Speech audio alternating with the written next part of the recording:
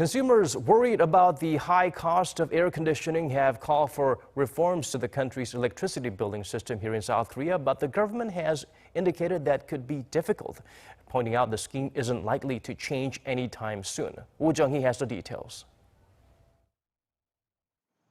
The head of the Trade Ministry's Energy and Resources Office told reporters on Tuesday that reform of the current electricity billing scheme could produce an unfair system, as people who use less electricity will have to pay more and people who use more will have to pay less.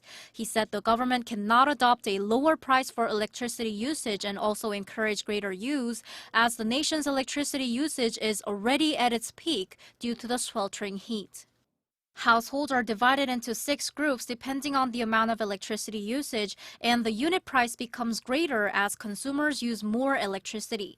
People who use the most electricity, or over 500 kilowatt hours, pay almost 12 times more than those who use the least electricity, or less than 100 kilowatt hours. Consumers have also said the progressive billing system is unfair because it only applies to households, not to companies or those registered as businesses. Experts agree with consumers, saying that the current cumulative scheme is outdated.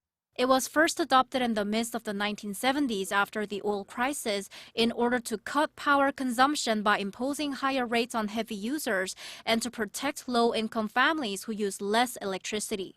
But with the increase in electronic appliances these days, people's electricity usage has generally increased across the board.